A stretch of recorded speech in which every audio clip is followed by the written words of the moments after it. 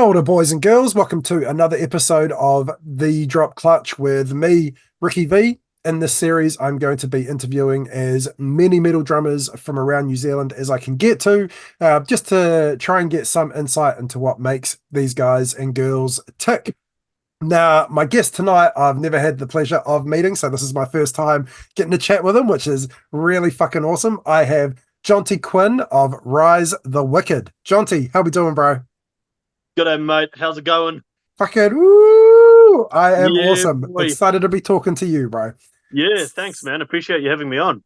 All good. So, Jonty, to get us started, can you please tell us a little bit about yourself? Tell us about Rise the Wicked. Give us a bit of a rundown, please. Yeah, absolutely. So a bit about myself.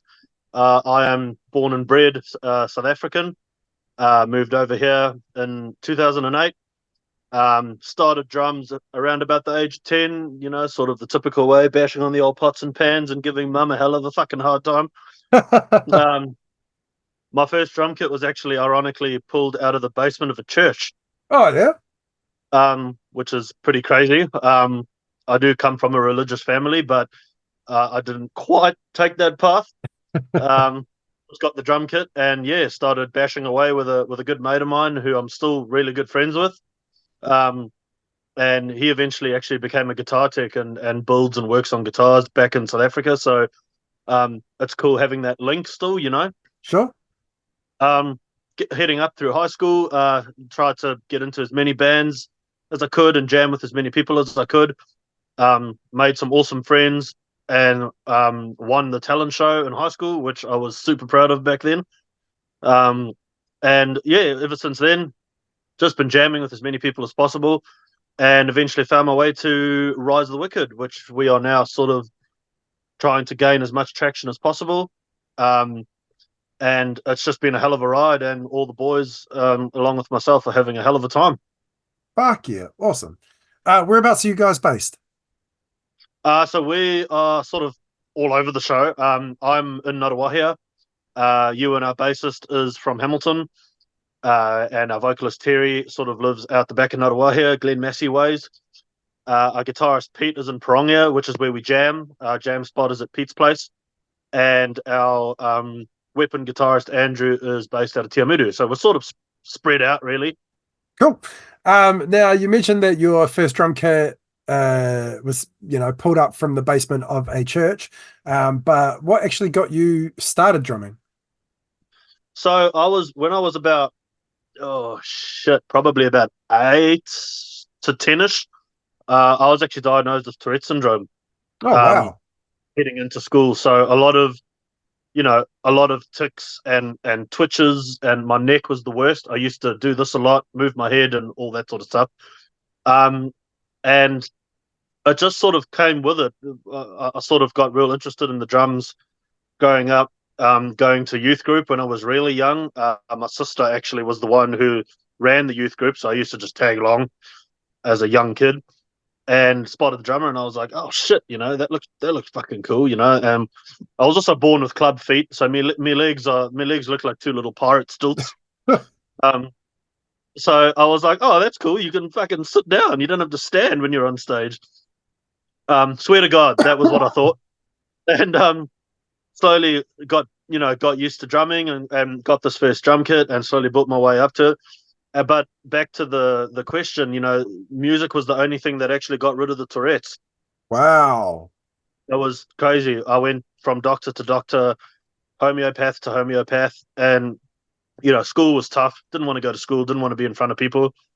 Um, and ironically, I'm not a soft talker, as I'm sure you can tell. So I eventually sort of factored that into the let's get rid of the Tourette's and focus on the music. And even down to my own parents that come and watch our shows or see me in videos, they're like, you move because you're drumming, but you don't like Tourette's move, if that makes sense. Sure. um so it sort of was more like a therapy thing, to be honest, which eventually Fuck yeah. which grew into an absolute love, beyond anything. Sure. Absolutely. Wow. That is really inspiring and awesome to hear, man. Fuck yeah. Yeah. Fuck yeah. No, cool. Yeah, Um, thanks, man. all good. So Jonty, can you tell us what your setup is? What's your drum kit that you're rocking at the moment? Yeah, sweet. So I actually recently had the opportunity to buy a Ludwig American Oak kit. Ooh. Um, yeah, it's a big step up from the old Tama Silverstar that I had that for about 14 years. Oh, Jesus. Um, so I went from that to a Ludwig American Oak, two top toms, a 10 and a 12, 116 floor tom, and a 22-inch bass. And I went for the full rack.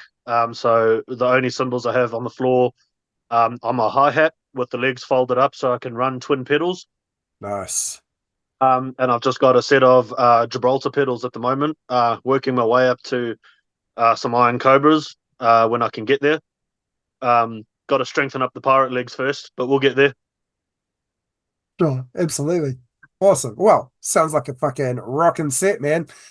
Well, moving on from that, Jonty, can you tell us what your warm-up is, whether before practice or before shows, if you even have one? Yeah, absolutely. So obviously with um, the issues with my legs, I have to do a lot of ankle and knee sort of workouts, a lot of stretches. Um, I sort of do those after work. So most Fridays we jam, like religiously. So straight after work, I'll go straight out to the jam shed, do some warm ups on the way over there with my wrists, and some slight vocal warm ups. I do a bit of backing vocals myself as well. Okay, Um, so yeah, a lot of focus for me is on the legs and the thighs. Um, if I miss one sort of warm up, if I don't, roll the legs enough or stretch my knee out completely or something like that, I just cramp up immediately. It's almost to the T. Um, wow. and also my shoulders and my wrists. I've noticed getting some warm up techniques from a friend of mine who's actually into MMA fighting, Okay, um, and just reaching out to him every now and then, and just getting an idea of what they do. Obviously, it's miles in between professions, but it's sure, um it's a hell of a good thing to have to just see you through a long set or a long rehearsal if you've got something brewing that you really don't want to let go of. sure. So yeah, a lot of stretches for my legs, and a lot of wrist workouts, finger workouts, and just sort of shaking the hands and getting things stretched all the way out. That's pretty much it for me, really. So Jonty, can you tell us who some of your favorite drummers are and whose style has influenced your playing the most? Oh, bloody hell! So this interview is gonna be all evening then. Awesome. Shrink it Um, down. yeah, I'll get breakfast ready. Um, Straight off the bat, um, Bull Ward is the one that sticks out to me the most. Fuck Um, yeah. Sabbath. Metallica was the first sort of live video I ever saw of any performance, really. Um, Metallica live, 1989 in Seattle, Fade to Black Oh, is still the absolute epitome for me as a drummer. Um, just the quality and the craziness of it, it gave me the fizz. It really blew up my skirt, if that makes sense. sure. Um, and then as I progressed, obviously Vinnie Paul is up there quite easily. Fuck yeah. Uh, Nico McBrain. What I love about Nico is his little accents, especially on the ride, Mm, the odd bell tone, um, and his rolls. Just his precision, is something that's always stuck with me. Um, you know, you, I was always raised to sort of listen to the oldies. I'm a big '60s through to sort of '90s music listener. sure. Um, and so obviously you've got John Bonham, and all that, and all those sort of guys from back then. But yeah, shit, man, if I had to pick top three, it would definitely be Bill Ward, Nico, and Lars Ulrich. Sure. Absolutely. Fucking three great options. You know, Larsisms. Lars is what Lars is, but he also was Absolutely. what he was, right? Speaking of that, Seattle '89 was live shit, Binge and Purge. I've got the Mohawk skull tattooed on my calf. I fucking Oh, love. you weapon. Oh, bro, they're particularly the '89 because it was the Justice tour, the head coming rolling down the Absolutely. stage. Oh, what a all round phenomenal concert, all round. Fucking Oh, absolutely, man. oh, And that, the Fade to Black is my favorite Metallica song of all time as well. And just seeing sure, that footage and that energy from when they were in their prime, even down to the guitarist and stuff like that, like the guitars are just phenomenal, and the drums, his kit was absolutely massive. And absolutely, like these days, you just couldn't get away with that. yeah, yeah, yeah. But Lars on that concert, Lars was precision. Lars was speed. Lars was aggression. Everything, that whole concert is Absolutely. fucking almost flawless. So, yeah, live shit, Binge and Purge, Seattle, '89. Fuck yeah. Fuck All yeah, right. good man. Hey, I appreciate that. So are you. Moving on from that, speaking of drum performances, what has been your favorite drum performance that you have seen live, please? Oh, favorite drum performance live. Shit. Probably when I saw Black Sabbath and they were with, was it Tommy Cliftos? Was his name? Tommy Ooh, Cliftos? It was the 13 tour when they came to New Zealand. ooh, I'm not sure. Sorry, bro. Oh, that's all good. It unfortunately wasn't Bill Bloody Ward to my disgust, Okay, but I mean, that Sabbath were here, and Sabbath for me back then was everything. Um, but I am going to Iron Maiden when they come over shortly, so I might have to get sure. back to you on that one if I'm honest, because that's going to be my boy Nico. Oh, fuck yeah. Phenomenal. Even at his age, he's still going fucking hard. It's awesome. It's awesome. Absolutely, Yeah. absolutely. All right, Jonty, moving on. This one has been a little bit more difficult for some of the drummers that I've asked this to answer, which is exactly why I keep asking it. Fair enough. How would you describe your style? I would describe my style as 80s thrash as a drummer. Um, Vividly remember learning how to, double kick to the ending of Fade to Black. Um, just gave me that confidence to want to play fast and tackle the fast early stuff of most of those bands. Hmm. But I'm also a massive blues fan, so I'm sort of in between the Uh, the, the Zeppelin blues with a bit of Creedence Clearwater Revival as well. Sort of, with that sort of chunk and that sort of chug along speed.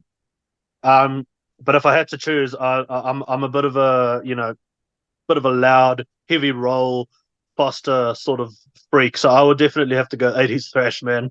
sure. Awesome. What a fantastic answer. Thank you so much. Now, focusing a little bit more on Rise the Wicked, can you Mm. tell us, please, what the writing process is for your band? Yeah, absolutely. So coming into the band about maybe just over 4 years ago now, um, a lot of the material was already written by our guitarists, with previous members, of course. Um, so we'll either be sitting around jamming, um, preferably not rehearsing for a gig, and someone will say, "Hey, I've got this," or "I've got this set of lyrics," or "I've got this riff," or I'll even come in with a couple of drum beats that I've either recorded or that are in my head, and it actually flows pretty well. We just sort of get into it, muck around with a few chord changes, muck around with a few sort of, what can we put here? Maybe this will sound better there, and stuff like that. But it's usually guitar driven for us as a band. Okay, sure. Sweet as. What a great answer. Yeah, Thank you very much. no, sweet. So now, obviously, you've got some things that require a little bit more attention for you specifically, but in a broader sense, is there a specific technique that you are practicing or working on refining at the moment? Yes, actually. I'm trying to perfect the perfect snare roll. Mm. and also going from the snare across the toms and maintaining that speed and that pace. Um, I'm trying to get in touch with some fellow drummer mates that can help me out with it, and just practice the wrist work, practice maybe do get a bit of warm up, and to just keep that sort of clarity across the top of the drums as you sort of roll across. Um, and yeah, that's probably the biggest thing I'm trying to work on at the moment. Is it's almost like a Buddy Rich snare roll, and it's just Mm. it sounds like mud, but when you break it down and put some cymbals in there, you can actually hear what he's doing. Sure. I'd love to be able to get to that. Even if I could just do it on the snare, I'd be stoked. Absolutely. Absolutely. A really great one for those is Stu from Plague of the Fallen. If you've heard of Plague of the Fallen. Yeah, I have. Yep, Yeah. cool. His fills are incredible, and Okay. live they are note perfect. Whether or not he's going to be the right guy to help you through it, because he just does. Yeah. He just does. But if you can find, I mean, there's plenty of footage. He's been uploading some live footage from Plague of the Fallen and the lead up to their Ulcerate tour. But Okay. his fills are incredible, absolutely incredible. So have a gander at those and see what you can glean from the footage. Alrighty, Jonty, moving on. So now we are going to play a game that I call First, Last, Best, and Worst. So this is where you tell us about the very first live show that you ever played, the Okay. last gig that you had, the last show that you played, the best show that you've ever played that's open to interpretation, and the worst show that you've ever played that is also open to interpretation. We'll get to both of those in just a minute. But to start us off, please tell us about the first gig you ever played, please. The first gig I ever played was, I would have to say the talent show back in high school, to be honest with you. Okay, Um, it was just myself and another guitarist doing a Ramones song with me on vocals.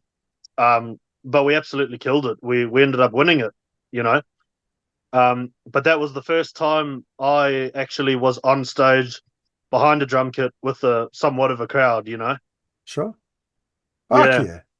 Awesome. And you ended up winning it.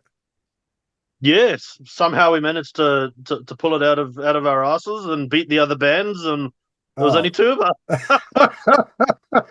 Um, Still don't quite know how we did it, but me and my mate, we went up there and we just gave it our best, and yeah, it was a bloody good night. I still remember it well. Fuck yeah. And when was that? Oh, that would have been maybe 2009, 2010. Oh gosh, Jesus. A little while ago then. It is. It's a wee while Yeah. back. Yeah. Cool. And then moving on, what was the last gig that you played? The last gig we played was with the local mighty band Deathner. Oh, fuck We yeah. supported them for their anniversary. I think it was their 10th anniversary at the local in Tarapa in Nice. Hamilton. Um, yeah, that was a mean night. Crowd were into it. Decent attendance, and yeah, that was a hell of a time. Fuck yeah. Awesome. Cool. Well, next up is best show. Now, as I said, this is open to interpretation. It can be the best that you played. It can be the like the best bands that were supporting you or you were supporting. It can be the best environment. It really is open to interpretation.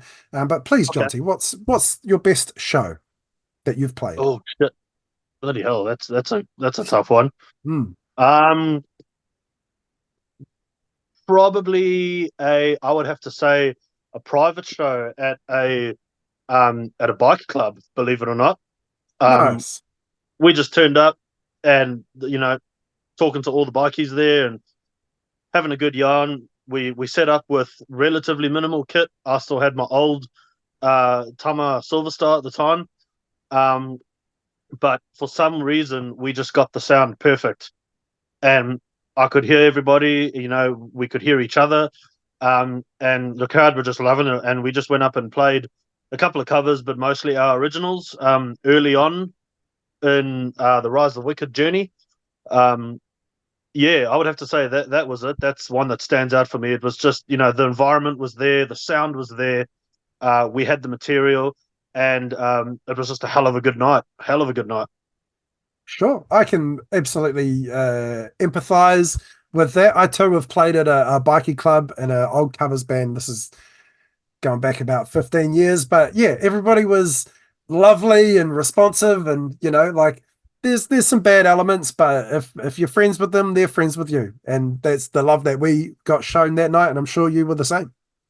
Absolutely, man. You just, you're on their you're on their turf basically. So it's just it all comes down to respect. 100%, 100% respect, 100%. Yeah, and All right. keep out the Now, solar flip covers.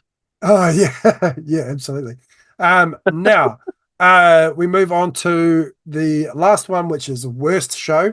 Now, this can be again open for interpretation. This can be the worst drum kit that you've played Yep. on, because we've had a couple of those. This can be the worst environment. This can be the worst that you played, and this can be the funniest thing that has happened to you as well. It's really open to interpretation again. So, Jonty, please. It was a previous band that I was in, which some people might know, called Element. That Okay. myself and our current bassist Ewan, good friend of mine, Ewan Dawson, was also part of. We played a show in Tauranga. I can't even remember where it was, but it was this tiny sort of like 1930s classroom setup thing, tiny building, and we set up, and yeah, ready to go, man. Yeah, fuck yeah. Where's your gear? Where's your drum kit? Back, whatever. And the sound man was just not having a bar of it. He wanted us to play all the way turned down. We were too loud for the room. It was just we were just fighting him the whole night. Ah, I had my back hard up against the wall of the stage, and I couldn't pull my arms back because my elbows were just jabbing to the wall. ah, Um, but it had a mixture of good and bad to it, because the crowd were into it. The crowd were having a good time. We had a good time. No one made any mistakes on stage, but it was just having that so to speak, with the band name that I was in at the time, but that element of issues with the sound man in particular telling us to turn down. That was probably the worst show that I've experienced. Yeah, that would be the one that stands out the most, really. sure. Well, fuck that guy. Fucking, fucking, hey, like the musicians are here for the people, not the sound guy. Sound guy, do your job, man. Make the band sound good. That's it. That's it. Absolutely. Oh, yeah, it was really frustrating, but I mean, it was a hell of a good night. We met some awesome people, interacted with the crowd, and that's what we took away from it. Sure. Awesome. Well, silver lining and all that, right? Absolutely, man. All right. Where, if people want to find Rise the Wicked, where can they go to find you guys, Jonty? So we have our debut album on Spotify. That is all originals. So if you type in just the three words "Rise of the Wicked," not "Rise of the Wicked" or anything like that, just the three words "Rise of the Wicked." We've had a lot of that. Um, we also have an active Facebook page. Again, Rise the Wicked. Or you can search up my own page, Jonty Quinn, on Facebook, and there's a link on my page. It'll take you straight to our band page, as well as most of the streaming sites. Fantastic. And what was your debut album called? Our debut album was called State of Oblivion. State of Oblivion. Fantastic. All right, Jonty. So we are now at the very last part of the show. So this is where you get to make any plugs for any things that you've got coming up. And it's where you also get to make any shout outs to any people that you want to make shout outs to. Jonty, sir, the floor is Awesome. yours. Thank you very much. This is Jonty Quinn from Rise the Wicked. Check out our pages and listen to our album. There's some new material in the works at the moment that I can't go into too many specifics about, but keep your ear holes open and keep an eye out for the gigs coming up that we will be a part of. Massive thank you to the boys in the band and to you, Ricky. Thank you for this opportunity, mate.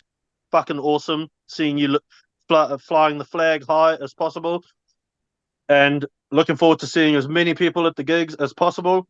And we hope that you enjoy our music as much as we do. keep everybody stiffer than a snowman's pecker. Coming at ya. Awesome. Well, that was fucking great. This has been awesome, Jonty. It's been a real pleasure chatting with you, man. It was lovely to meet you. Thank you so much for being on my show. Absolutely. Thank you very much, man. Appreciate you having me on. No worries at all. So, thank you so much to Jonty for being here. Thank you so much for watching. This has been The Drop Clutch episode 27 with me, Ricky V. We'll see you next time. Yeah.